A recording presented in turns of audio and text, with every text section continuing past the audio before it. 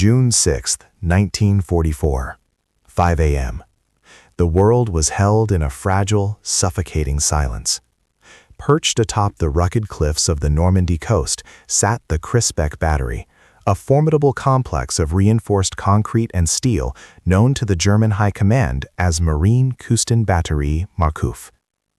Inside the observation bunker, the air was thick with the smell of damp concrete and ozone. Oberleutnant Walter Ohmsen, a 32-year-old naval officer, adjusted the focus on his high-powered Zeiss binoculars. His hands, usually steady from years of naval discipline, betrayed him with a slight, rhythmic tremor. The pre-dawn chill was biting, but the cold sweating beneath his uniform wasn't from the weather. It was from the impossible image reflecting in his lenses. As the gray, Stygian gloom of the English Channel began to lift, Ohmsen performed a slow, methodical sweep of the horizon. He had been told for years that the Atlantic Wall was an impenetrable shield, that the moat of the Channel would swallow any who dared cross it. But what he saw through the mist contradicted every assurance ever barked by the Nazi propaganda machine. The water had vanished. In its place was a steel highway of such magnitude that it defied the human eye's ability to process it. Stretching from the eastern edge of the horizon to the west, as far as the curvature of the earth would allow, was a dense, suffocating forest of masts, funnels, and gray-painted steel.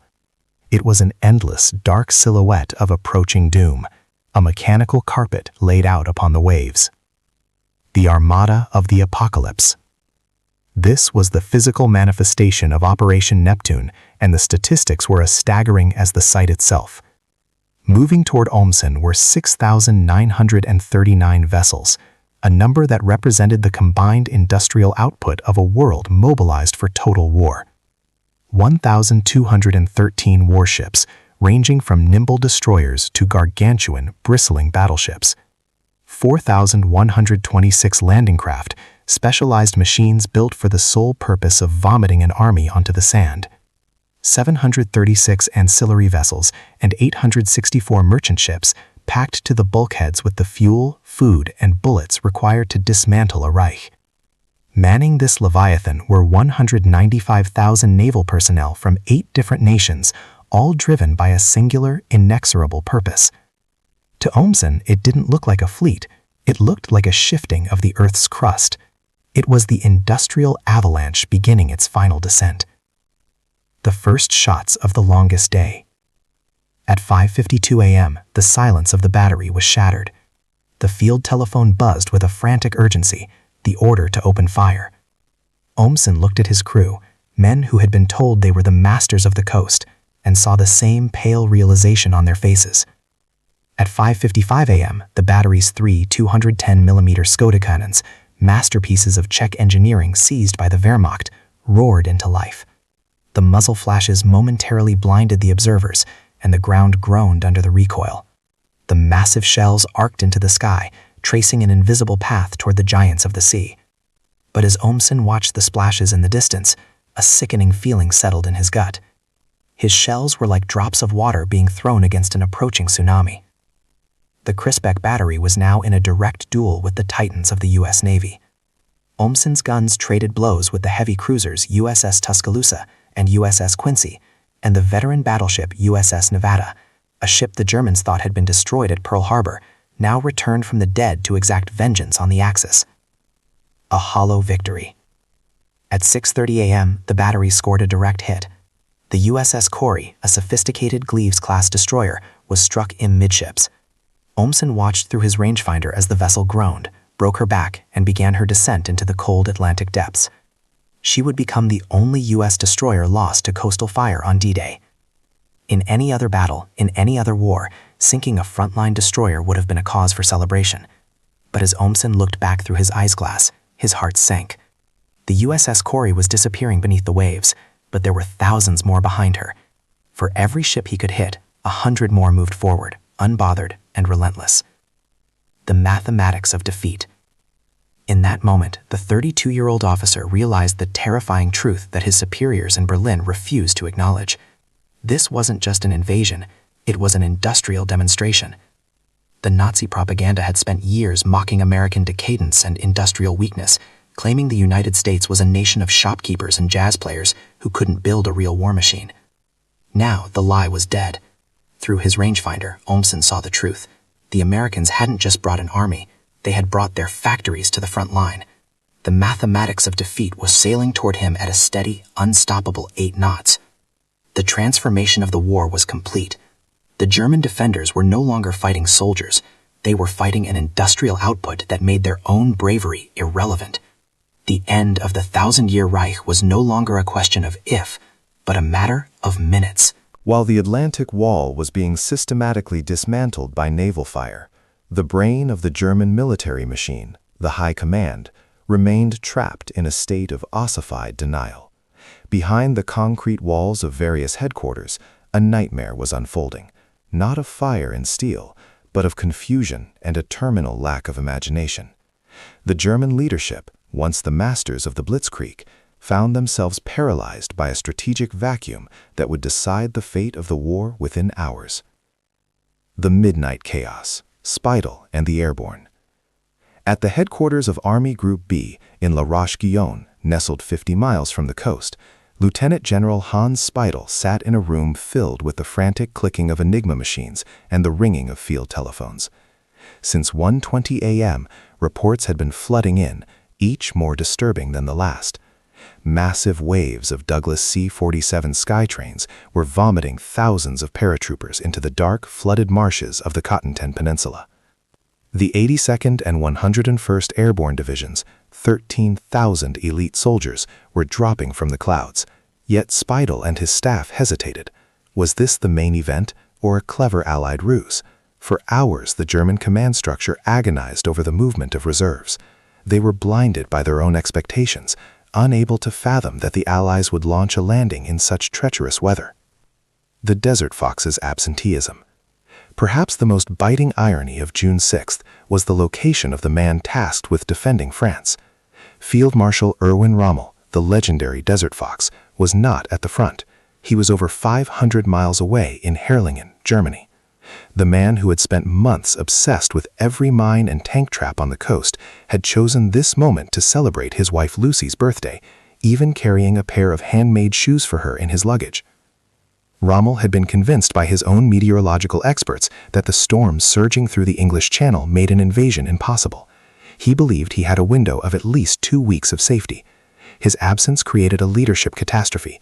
The only man with the authority to move the crucial panzer reserves was hundreds of miles away, while the moat he relied upon had been breached by the industrial might of the West. The warrior scholar, General Erich Marx.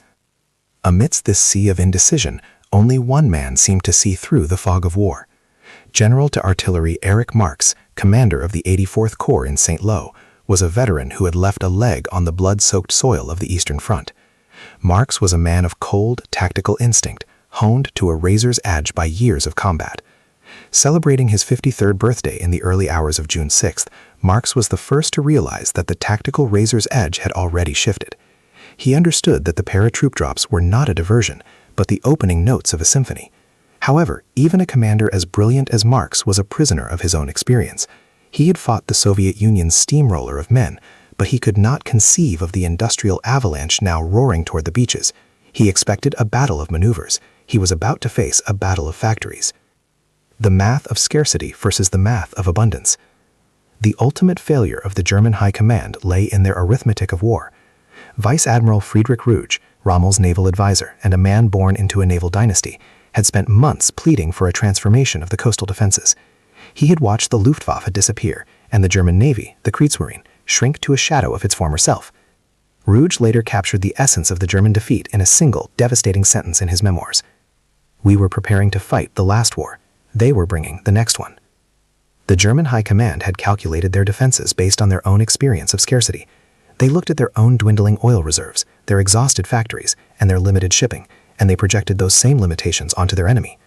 They estimated the Allies might scrap together 3,000 ships, a formidable number by German standards. They were off by more than 100%. They had not accounted for the industrial superweapon that was the United States production line. They had prepared to defend against an army. They were instead being buried by a global supply chain. The German officers looked at the horizon and saw 7,000 ships where they expected 3,000. It wasn't just a military surprise, it was a mathematical execution. The Third Reich, a regime built on the myth of willpower and racial superiority, was being crushed by the weight of millions of tons of American steel, Canadian grain, and British engineering. The command was in denial because the alternative, that they were being fought by an economic system they could never match, was a truth too terrifying to accept. While the German high command was lost in a fog of indecision, the soldiers on the front lines, the men in the bunkers, were about to experience a physical reality that no amount of training could have prepared them for. Nowhere was this more terrifyingly clear than at Widerstandsnest 62, Resistance Nest 62, a jagged scar of concrete and trenches overlooking the 4-mile crescent of sand that history would soon immortalize as Omaha Beach. The Farm Boy and the Abyss. Inside the damp, claustrophobic confines of WN62, 20-year-old Gefreiter Heinrich Severloh peered through the narrow horizontal slit of his machine gun embrasure. A simple farm boy from Metzingen, Severloh had been shaped by the quiet rhythms of the North German plains. Before his deployment to the Atlantic Wall, he had never even seen the ocean. To him, the sea was a mythic, vast emptiness. But at 5:45 a.m., as the sun began to bleed through the heavy coastal mist, the ocean had vanished. In its place was something alien, mechanical, and infinitely dense. Severloh blinked, wiped the condensation from his eyes, and looked again. He didn't see water. He saw a geography of iron. The English Channel had been paved over by the hulls of nearly 7,000 ships. Severloh would later recount this moment in his memoirs with a sense of lingering disbelief. Big ships, small ships, fat ships with flat bottoms like giant iron boxes, the horizon was gone. It wasn't a fleet anymore. It was a solid mass of steel that seemed to replace the very surface of the earth. I tried to count them, to make sense of the chaos, but I gave up at 100. There were thousands. It was as if the entire industrial world had decided to park itself in front of my machine gun. The opening of the throat, naval bombardment. At the stroke of 5:50 a.m., the visual nightmare turned into a sonic apocalypse. The Allied fleet, led by 5 gargantuan battleships, 20 cruisers, and 65 destroyers, opened their throats. This was not merely a military bombardment. It was an orchestration of kinetic energy on a scale never before seen in human history. For the German defenders, this was their first brutal lesson in American industrial mathematics. The USS Texas, a New York-class battleship, became the primary instructor.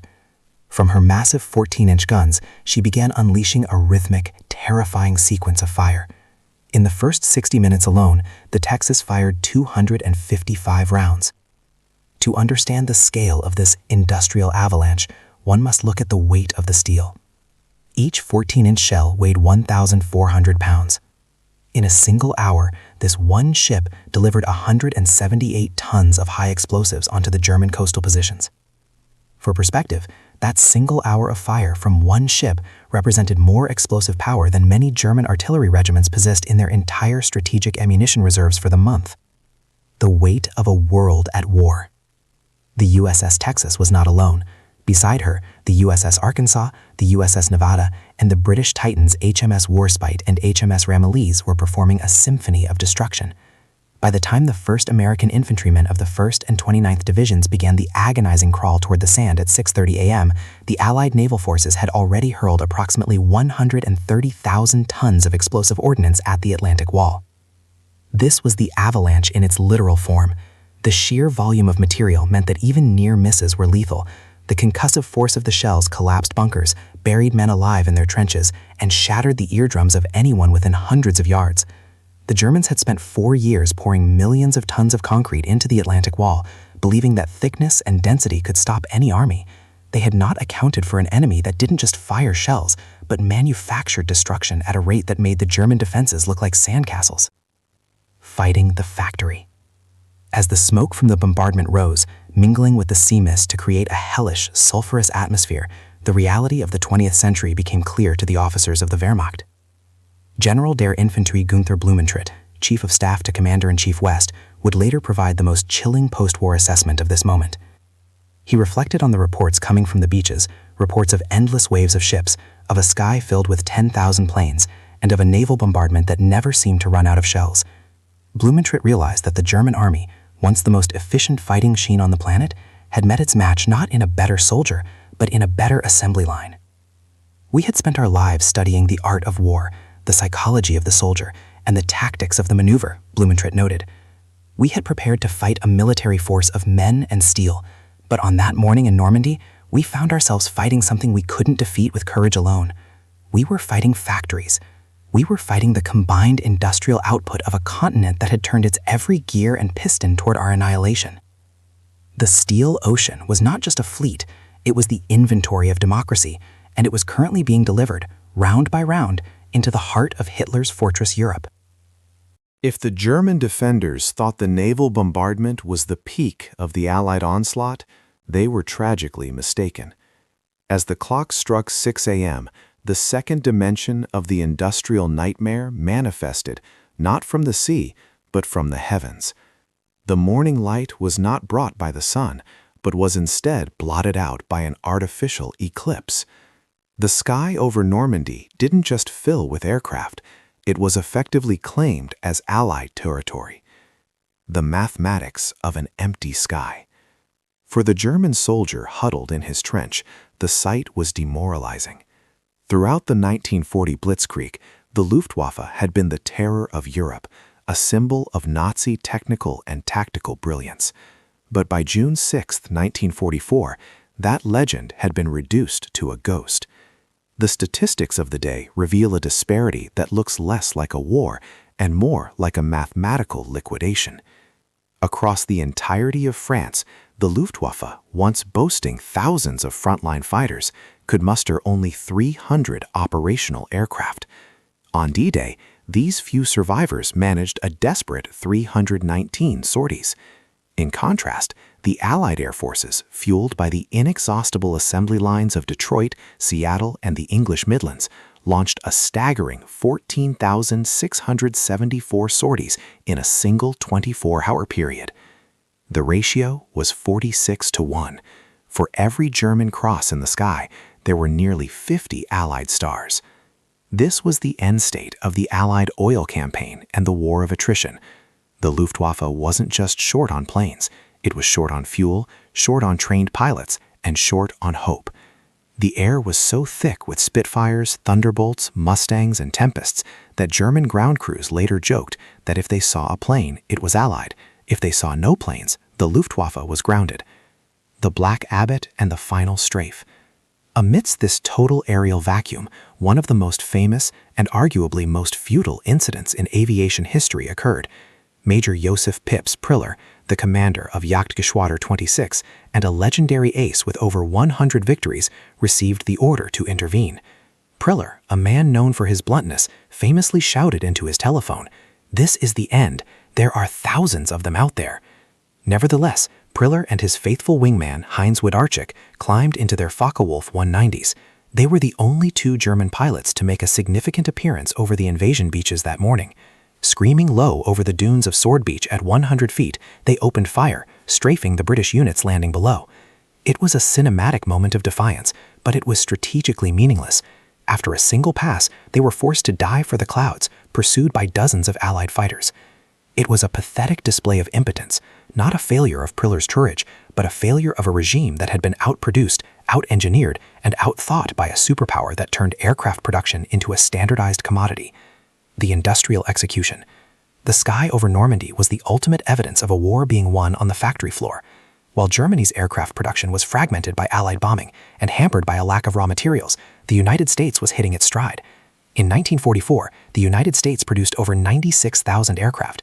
In the same period, Germany managed roughly 39,000, many of which were grounded immediately due to lack of fuel or spare parts.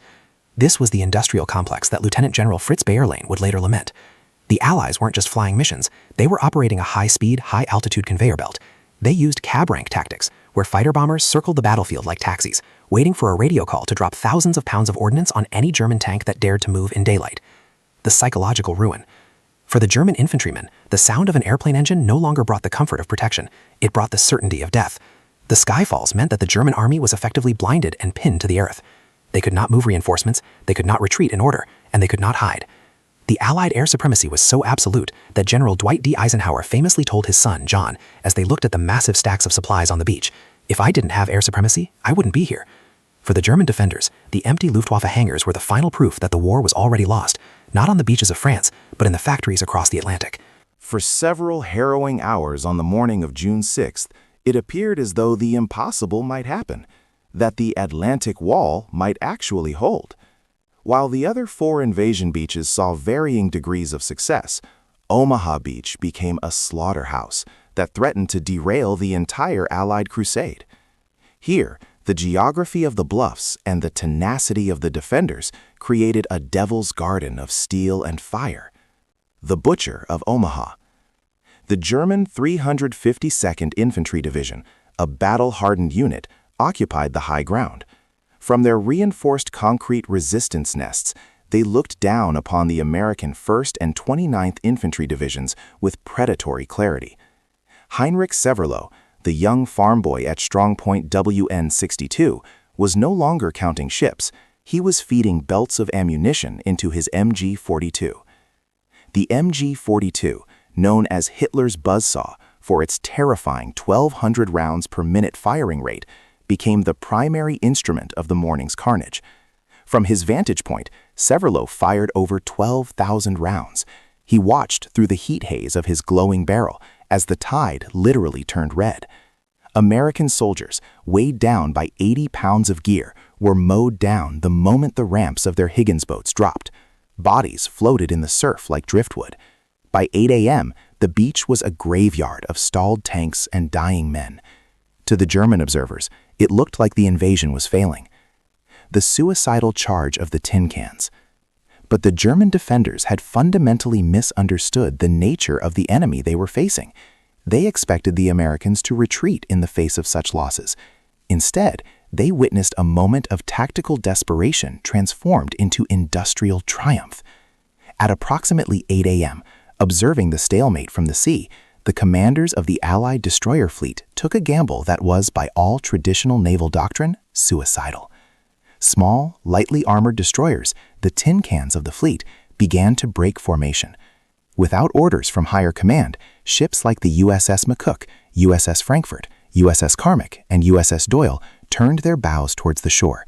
They ignored the deadly threat of underwater mines. They ignored the risk of running aground in the treacherous, shifting sands of the shallows. They steamed inward until their keels were scraping the seafloor, some closing to within 800 to 1,000 yards of the beach. At this range, they were so close that German machine gun fire was pinging off their hulls. Naval sniper fire. What followed was a masterclass in direct fire support. The destroyers' 5-inch guns, normally used for long-range surface combat or anti-aircraft defense, were repurposed into giant sniper rifles. Because they were so close, the naval gunners could look through their sights and see the individual embracers of the German bunkers. The USS Frankfurt sat nearly stationary in the shallow water, systematically pumping shell after shell directly into the concrete teeth of the German defenses. The USS McCook identified the gun positions on the point-to-hook cliffs and obliterated them at point-blank range. One by one, the impregnable bunkers, the pride of the Todd organization, were turned into smoking craters. The concrete didn't just crack, it disintegrated under the relentless high-velocity hammering of naval steel. Expendable assets versus precious relics. This was the moment the psychological backbone of the German office corps began to snap. They witnessed a shift in the philosophy of war. In the Wehrmacht, a panzer tank or a heavy artillery piece was treated as a precious relic, an irreplaceable asset that must be preserved because the German factories were slow, meticulous, and under constant bombardment. To the Americans, these ships were ammunition. German observers watched in horror as the U.S. Navy risked multi-million-dollar destroyers as if they were expendable landing craft. They realized that the Americans weren't worried about losing a ship because they knew that back in the shipyards of Maine, California, and New Jersey, 10 more were already being launched. The realization was chilling. How do you fight an enemy that treats its most complex machines as use-once tools? How do you stop a force that doesn't care about the cost of victory because their budget is effectively infinite? As the bunkers of Omaha crumbled under the 5-inch shells of the Frankfurt and the McCook, the German defenders realized they weren't just being outfought, they were being overwhelmed by a surplus of everything. The wall was broken, not just by courage, but by the terrifying realization that for the Allies, the the supply of steel would never run out.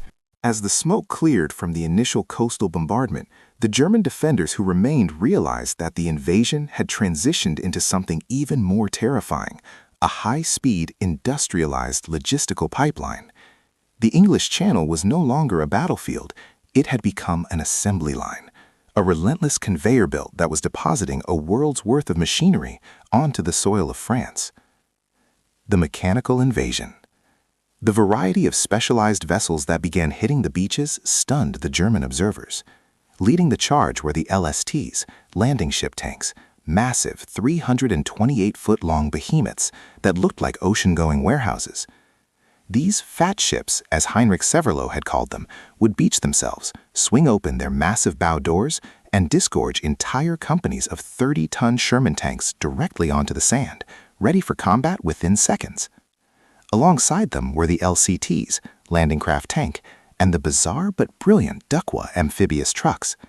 To the German soldiers, the Duckwa was a symbol of American ingenuity, a vehicle that could swim through the surf like a boat, drive up the beach like a truck, and deliver ammunition directly to the foxholes of the frontline infantry without ever stopping.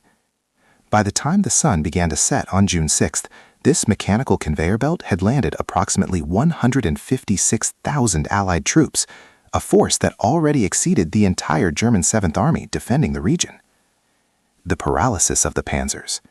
The legendary German panzer divisions, the very units that had conquered France in a mere 6 weeks in 1940, now found themselves reduced to targets in a shooting gallery. The 21st Panzer Division, located near Caen, was the only armored unit close enough to intervene effectively on D-Day. Yet the industrial mathematics of the Allies rendered their expertise useless. As the panzers attempted to move toward the coast, they were met by the terrifying reality of total air supremacy. Allied fighter bombers, operating in cab ranks, descended on anything that moved on the roads. What should have been a lightning-fast counterattack became a tragic, burning procession. The 21st Panzer took 3 full hours to move just 10 miles. When the surviving tanks finally reached a position to engage the British forces near Sword Beach, they were met by a final crushing surprise. They weren't fighting other tanks, they were being hunted by the Royal Navy. The HMS Warspite, sitting 15 miles offshore, was using forward observers to direct its 15-inch main batteries. These shells, weighing nearly a ton each, could penetrate the armor of any tank ever built. The German tankers weren't being outmaneuvered, they were being erased from over the horizon by naval gunners who never even saw their targets. Operation Mulberry, bringing the port. Perhaps the most impossible feat of the entire campaign, the one that truly shattered the German High Command's remaining morale, was Operation Mulberry. The German strategy for defending Europe was entirely based on the capture of ports. They believed that without a major harbor like Cherbourg or Le Havre, the Allies could never land enough heavy equipment to sustain an invasion. They had spent 4 years and millions of tons of concrete fortifying these ports into fortresses. The Allies didn't bother to capture them, they simply brought their own ports with them. In an engineering feat unparalleled in the history of warfare, the Allies towed 600,000 tons of prefabricated concrete across the stormy channel. These mulberry harbors consisted of 93 ships deliberately sunk to create breakwaters, gooseberries, 10 miles of floating roadways, whales, 33 massive jetties and pierheads. Within 2 weeks, these artificial harbors were handling 9,000 tons of supplies every single day. The German generals had spent 4 years building the Atlantic Wall to protect the ports, only to realize the Allies had made the very concept of a port irrelevant. The statistics of an avalanche. By the end of the first 24 hours, the documented achievement of the Allied conveyor belt was staggering. 156,000 personnel safely landed, 20,000 vehicles brought ashore, 1,700 tanks, tripling the total tank count of the German 7th Army, 15,000 tons of supplies already on the beach. General der Infanterie Günther Blumentritt would later testify that this was the moment he knew the war was over. We weren't defeated by better soldiers, he would reflect. We were buried under an avalanche of material. The Germans had prepared to fight a war of courage. They found themselves trapped in a war of infrastructure. By July 1944, the hedgerows of Normandy had become a massive, open-air laboratory for a new kind of conflict. The German officer corps, once the most professional and arrogant military caste in the world, had reached a collective, crushing realization. They weren't just losing a campaign, they were witnessing the total invalidation of their worldview. The industrial equation had been solved, and the answer was the extinction of the Third Reich. Make peace, you fools. The atmosphere at German High Command, OKW, had turned toxic. On July 1st, a frantic Field Marshal Wilhelm Keitel called Field Marshal Gerd von Rundstedt, the Commander-in-Chief West, demanding to know how the situation could be salvaged and why the inferior Allied armies hadn't been pushed back into the sea. Rundstedt, a Prussian aristocrat who had seen the limits of German power, had no patience left for Nazi delusions. When Keitel desperately asked, "What shall we do?" Rundstedt barked back the infamous words that would cost him his command. "Make peace, you fools. What else can you do?" Rundstedt was relieved of duty the next day. He knew what Keitel refused to accept, that the war had ceased to be a matter of tactics or bravery. It had become a ledger of production, and Germany's account was bankrupt. The death of willpower. For a decade, Nazi propaganda had preached the triumph of the German will. They claimed that Aryan spirit and fanatical devotion could overcome any material disadvantage. They mocked the United States as a mongrel nation of soft, spoiled citizens who were too addicted to luxury and jazz to endure the hardships of the front line. Normandy shattered this myth. The German officers discovered that the Americans weren't soft, they were efficient. They didn't see war as a test of spiritual purity, they saw it as a problem of engineering. While German soldiers were often forced to rely on horse-drawn wagons for supplies, utilizing over 60,000 horses in Normandy alone, the Americans moved on an endless sea of motorized axles. The psychological impact was devastating. German survivors reported a sense of profound material shock. They watched as American bulldozers simply pushed the remains of elite Tiger and Panther tanks off the roads like common trash to make room for supply trucks. The realization that their superior machines were treated as disposable scrap by the enemy's logistics was a blow from which the German military psyche never recovered. The psychological ruin and the suicide spike. The invalidation of their worldview led to a grim phenomenon among the German leadership. As the avalanche of material pushed deeper into France, the suicide rate among high-ranking German officers spiked. For many, it wasn't just the fear of defeat, it was the death of their ego. They had been told they were the masters of modern war, yet they were being dismantled by amateurs who simply had more of everything. At the Falaise Pocket in August, the destruction was so absolute that the air was unbreathable for miles due to the stench of thousands of dead horses and men. General Fritz Bayerlein, commander of the Panzer Lehr Division, famously stated, "My division has been annihilated. We are not fighting an army, we are fighting an industrial complex." By the time the remnants of the German 7th Army retreated toward the Rhine, they had lost 40 divisions. They had lost 2,200 tanks and assault guns. They had lost the myth of their own superiority. The final lesson: steel over spirit. The legacy of June 6, 1944, is often told as a story of individual heroism on the sands of Omaha or Juneau. But to the German officers who watched those 7,000 ships approach, the lesson was much colder. They learned that in a global modern conflict, industrial capacity is military capacity. The American assembly line had proven itself more powerful than any fanatical will. The sea of ships, the 14,000 planes, and the endless conveyor belt of trucks were the physical manifestation of a democracy unleashed, an industrial giant that had decided to stop making cars and refrigerators and start making the tools of liberation. The German officers who survived Normandy returned to a Germany that was being turned to rubble, knowing that the mathematics of defeat had been written in the surf of Normandy. They hadn't just been outfought, they had been mathematically eliminated. The echoes of the guns at Normandy did not fade when the last German soldier retreated across the Rhine. Instead, they reverberated through the decades, fundamentally altering the DNA of global conflict. For the men who stood in the concrete bunkers of the Atlantic Wall, June 6th was not just a military defeat, it was a revelation. It was the moment they realized that the world they knew, governed by the ancient virtues of the warrior, had been replaced by a world governed by the output of the assembly line. 1954, the postmortem of an era. A decade after the smoke had cleared, the survivors gathered. In 1954, during a private symposium in Bonn, the former elite of the Wehrmacht met to dissect the Normandy campaign. Among them was General der Infanterie Günther Blumenschot, the man who had served as chief of staff to both Rundstedt and Kluge. The atmosphere was somber. These were men who had spent their lives studying Clausewitz and the art of the maneuver, yet they had been dismantled by an enemy they once viewed as mercantile and unmilitary. Blumentritt stood and delivered a keynote that would become the epitaph for the German war machine. In Normandy, we learned that war had changed fundamentally and forever. It was no longer a contest of armies, of tactical brilliance, or even of individual courage. It had become a contest of economic systems. We spent our nights counting our remaining divisions, while the Allies spent theirs counting their new factories. We measured our strength in the bravery of our grenadiers. They measured theirs in the tonnage of their steel production.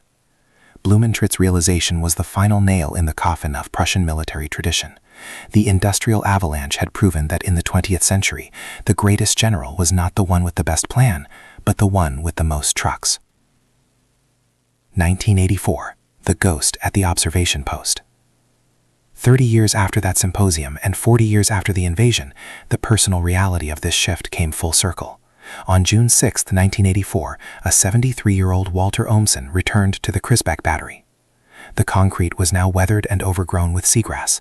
The massive 210mm Skoda guns were gone, replaced by rusted mounts and the silence of the French countryside. Standing at the exact observation post where he had first sighted the Steel Highway in 1944, Ohmsen looked out at a peaceful blue English Channel. To the gathered veterans, men who had once been his mortal enemies, he whispered a final, haunting truth. 40 years ago, I stood here and I thought I was defending a fortress, but when I saw that sea covered in ships from horizon to horizon, I knew everything I had been told was a lie. Weak nations don't build 7,000 ships. Divided nations don't coordinate such an avalanche. I fired my guns at that armada, and in my heart I knew I might as well have been throwing stones at the tide. Industrial capacity is military capacity. The sea of ships I saw that morning was not just a fleet, it was American might made visible. The birth of the industrial superpower. The German officers at Normandy witnessed more than the opening of a second front. They were the unwilling witnesses to the birth of the industrial superpower. This was a new form of sovereignty, where a nation's reach was determined by its ability to turn raw ore into aircraft, oil into motion, and logistics into victory. This new reality rendered traditional military virtues, the spirit of the soldier, the will of the commander, effectively obsolete if they were not backed by an endless supply chain. The Allies had rewritten the rules of war in steel and oil. They didn't just win a battle, they demonstrated that a mobilized democracy could outproduce a totalized autocracy. They proved that a nation of shopkeepers could build a machine so vast it could bury a nation of warriors under sheer material weight. The final lesson. The image that haunted the German survivors until their final days was not the face of an American soldier, but the sight of the Armada. It was the physical manifestation of a power that didn't need to be better in every tactical engagement, because it could simply afford to lose more than the enemy could ever hope to destroy. As the sun sets on the history of the Second World War, the lesson of the Normandy beaches remains written in the rusted iron and cracked concrete of the coast. The defeat of the Third Reich was not a failure of courage on the ground, but a failure of the factory. It was a lesson in the terrifying, irresistible power of an industrial complex fully unleashed. On June 6, 1944, nearly 7,000 ships announced to the world that the era of the warrior had ended and the era of the machine had begun. And as Walter Ohmsen knew as he watched the tide come in one last time, once that machine started moving, nothing on Earth was ever going to be the same again.